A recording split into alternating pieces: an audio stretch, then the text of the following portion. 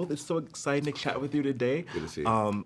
I know like the basics of, He-Man, but I wouldn't consider myself to be like a diehard fan. But after last night, like I was into it. Like I was, the bags that are in the seats at the premiere. I was like, let me get some.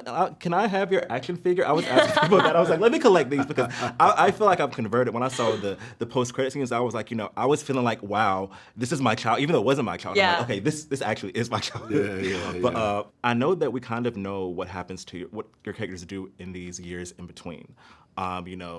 She's a warrior, and your characters, he tends to drink as we see. And I want to know for both of you, outside of what was on the page and in the script, how did you kind of inform what happened in those years that we don't see in your minds to kind of show the characters as to how they are in the present day? Yeah, I mean, I talked to Travis a lot about that to understand, between, a lot of years pass between what we see in the beginning and what we see in the middle of the film. And my understanding was just that, after Eternia was destroyed, wait, can I say that? I can say these things, right? Yeah, totally. No, that's actually in the trailer. That's totally public information. We do know that. After Eternia is destroyed, Tila has spent the last however many years fighting with the rebellion, like trying to restore Eternia and protect it, and feeling very disconnected from her father, who has sort of given up on the fight.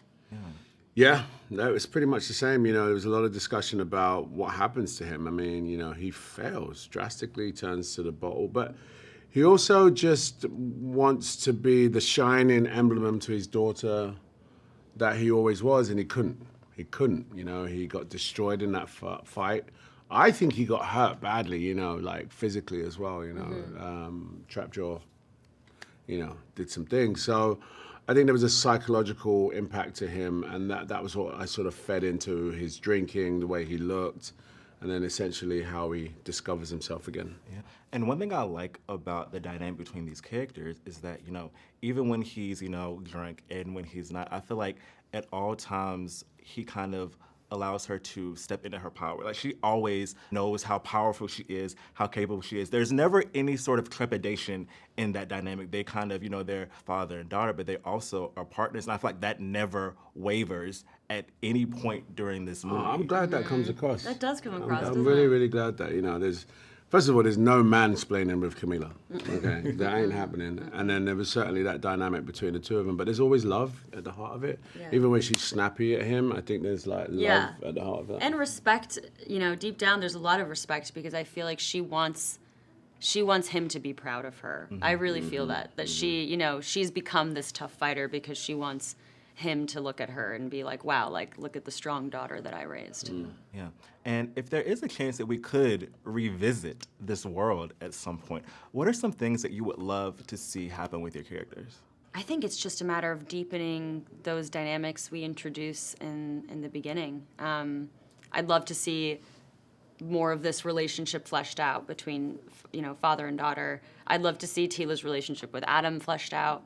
Or deepened. I think there's a lot more that there's so much that we've set up in the first film that it would be so great to be able to do another one and really dig deeper. I think Duncan thinks the sorceress is kind of cute still. What's up with that flying off thing? Huh? I like all that. You are a vision in white, girl. You know what? The next one just can be just like a romantic comedy. Let's do that. You know what I'm saying? Let's do that. I'm leaning into that a little bit. When Duncan met sorceress. Touched on his arm. When Duncan met Tila now. I love that. Well, thank you both so much for chatting with me. I can't wait to see this film again and enjoy the rest of your day. Thanks. Thank you. Just in like a general, like I knew it existed. Yeah. That was my reference point. Sure. But after this film, I thought I was a fan. Like after the screening last night at the premiere, I was like looking at everybody's bag. I was like, can I get these action figures too? I love hearing that. Honestly, I feel the same. I have memories of watching the original cartoon from my childhood, for sure. It's in there. It's in there. Bowl of cereal, like cross-legged on the carpet. But I didn't have that like encyclopedic knowledge of every character, even Evelyn herself. I really had to go back and do the research. And then I was like, oh, she's fun. She's really fun. Yeah. And all the characters are fun. It struck me last night watching the movie with an audience and seeing the way the audience and the fans react to the different characters. There are so many unique characters in this movie, and everybody has a favorite. And even if you didn't grow up watching He-Man or have that nostalgia factor, I think people will have a favorite because there's so many. Again, just the heroes and the villains are so unique. Yeah. Spikegore and Goatman and Beastman and like, what? Mechaneck, like they're doing weird stuff, and it makes all the fight sequences incredibly dynamic. I feel like the characters really are what makes this world really fun. I think that she's very menacing, but she's also like just so campy, also so fun at the same time. And I think that the fun thing about this is, you know, I'm kind of new to this, but from what I know, like this is just very like 80s camp. Anything about the 80s that's just like outrageous and stupid, I feel like is within He-Man. So I can see that within the movie.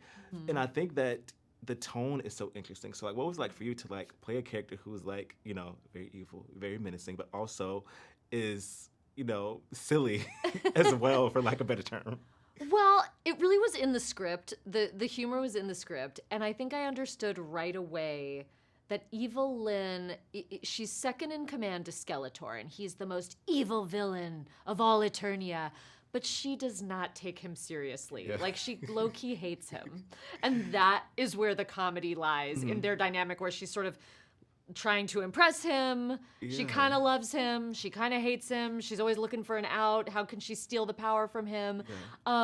So that was just like a really fun element to mine. And Travis, as a director, gave us full reign to improvise on set. So we all got to have fun. Like, we could all kind of find the tone together. Yeah.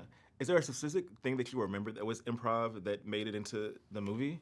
Oh gosh, well, there is a line that Evil Lynn has about He-Man and his gorgeous muscles. Yes. Which I improvised, but really I stole it from the comics, because Evil Lynn does have an iconic line where she's like, your gorgeous muscles aren't gonna save you now. So I was really glad that we got that in with Evil Lynn objectifying He-Man. Yeah, and I think it, like, I was telling Travis that I feel like this movie is as some sincerity to it as what sincere, has a lot of, Absolutely. you know, heart and love. And I think that the funniest thing is, like, in this movie, there'll be those moments, and then they'll be undercut by something that's just like so stupid, it's so silly, but it makes you the property more endearing, because you can like laugh and have fun and cry all at the same time. I totally agree. I think that Adam's journey to He-Man, portrayed by Nicholas Galitzine, is incredibly endearing.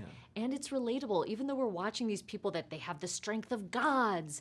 But really, it's a movie about self-confidence and about finding yourself, finding out what is unique about yourself that you love, that can shine. You know, He-Man's mantra is, I have the power. I think everybody could take that away with them. You have the power. It's in yourself. Amazing. Well, thank you so much for chatting with me. I can't wait to see this again. I don't know if the crowd will be as great as the crowd last night at the premiere. Hopefully so. Maybe so. But thank you so much, and enjoy the rest of your day. Thank you. And at first I was gonna ask you, like, what's it like to like ground a character who's so regal, who's so kind of like, you know, she is powerful. But then I was like, I don't know if this character needs to necessarily be grounded within this story. Right. So what was your lens on approaching a character who is so otherworldly within a film that in itself is very otherworldly? Definitely. I mean, I think a lot of the work was done for me by the way the world was created around me, and then the costumes and the look of everything. But I was saying this earlier, it's really a feeling of trusting that the material has you and has your back. You know, it's all already in there and it's in the story, and the way she kind of pops in and out and is very ethereal but is very guiding. You know, it's just, you just have to kind of like breathe into it and just be. And this film, well, not the film, but I know the source material and just like everything about He-Man just always been like over the top, like it's like the definition of 80s like bait, like Yes. everything about it.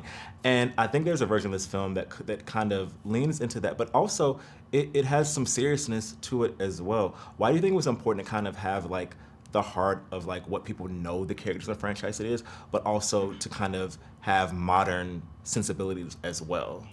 Yeah, I mean, ultimately, the film has a really sweet message, very positive about finding your own strength, and even if you fail, to try again.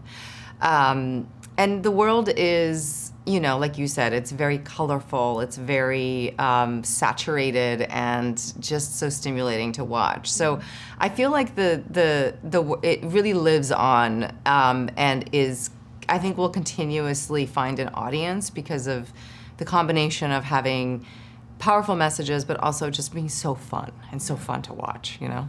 And do you have, when you first signed on for the project, did you have any memories of He-Man from like the 80s? Like I feel like I came a little bit after that, so I was like early 90s, so I know, but like not as deep as someone who would be in the 80s. But do you have any memories that, you know, it came to you once you were like on board for this project? Oh my God, 100%. Every time we would come home from school, my brother and I would turn on the TV and we would watch He-Man together.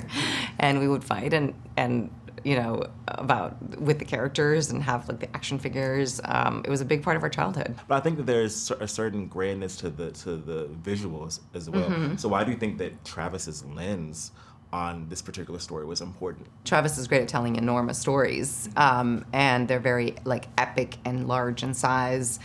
And you know, I think the tone, it's perfect for the tone for this film, which is, you know, just larger than life in general. Every character is either huge or their head comes off or they're like are a cat. You know, I don't know, like it's just very bizarre. And so it's, you know, you need somebody with a big vision and who's done a lot of really big movies. Yeah, absolutely. Well, thank you so much for chatting with me. Can't wait to see this film again, and hope you enjoy the rest of your day. Thank you very much. Thank you. Like, I was feeling it like this was, I grew up with this, so I feel like this film has converted me. So, well, I'm glad to hear that. That was the hope. I mean, we made the film for fans and people who will become fans. I mean, that was really important for me that we struck a balance that you didn't need to know anything about He-Man to have a good time watching the movie, and I'm glad it worked. Yeah, and from what I do know, after like going down rabbit holes, and I feel like He-Man is like the ultimate like 80s bait nostalgia. Like it's anything that's zany about the 80s, I think you can find within He-Man. And I think that this movie does a good job at having that wink wink nudge nudge. It is over the top, but it also is reined in by a lot of sincerity and a lot of love as well. Why was it important to kind of strike that tone? Because I feel like there's a version of this film that could be just like completely, you know, over the top satirical, but I think this kind of like blends both really well. Yeah, I mean, there is, you know, the Master of the Universe world, it always had a sense of humor. There was something that was kind of inherently silly about it, and I don't think that's something to shy away from. I think that's a virtue. And so we fully embrace that, and how ridiculous and deranged and unhinged this world, how weird it is. It's really strange. But it was important that we didn't, you know, have a kind of a detached, arm's length, you know, looking down our nose version of this movie. I love these characters. I love this world. They mean something to me, and they mean something to a lot of people. And so, you know, we did approach the film wholeheartedly with sincerity, and I'm hopeful that that comes through. That there is tremendous heart in the movie. It's silly, it's funny, it's got great action, but the thing I'm most proud of is the heart at the center of it. Yeah, and there were truly some laugh out loud. Like I think laugh out loud moments I wasn't even expecting. Like it would be moments that you would think they're truly sincere, and they are sincere.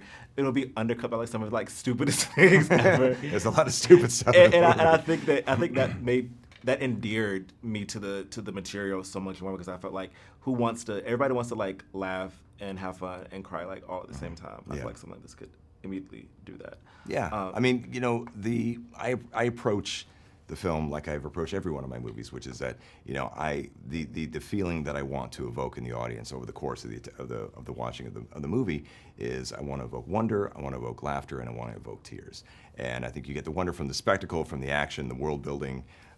You know, you get the laughter from the goofy, stupid comedy, and then ultimately, hopefully, you feel something at the end of it. And it's a tricky balance to capture, but I'm really pleased with where we landed on the movie. Yeah, and something about the casting of Nicholas always intrigued me from like day when I first saw the report. It's always intrigued me his casting in here. What was the one thing you think stood out as to why you think he was perfect for this role? He is perfect. And I think it comes down to like who he is as a person and who he is as an actor. You know, as a person, he's incredibly charismatic. He's so charming, and Adam needed to be that. And as a performer, he has access to a lot of deep emotion, a lot of depth, and that's a gift for a director to be able to work with someone who can access those authentic emotions so readily. He was an absolute dream to work with, and I think he's so funny in the movie. He's so charming in the film, and he's so emotionally vulnerable and raw. And then you add on top of that, he's an action hero at times, and it's just, he gives an amazing performance, and I can't wait for people to see it. That's amazing. Well, thank you so much for chatting with me. I can't wait to watch this film again. I don't know if the crowd will be as great as the premiere crowd last night, but I need to see this film again. And thank you so much, and enjoy the rest of your day. Thanks, my man. Appreciate it.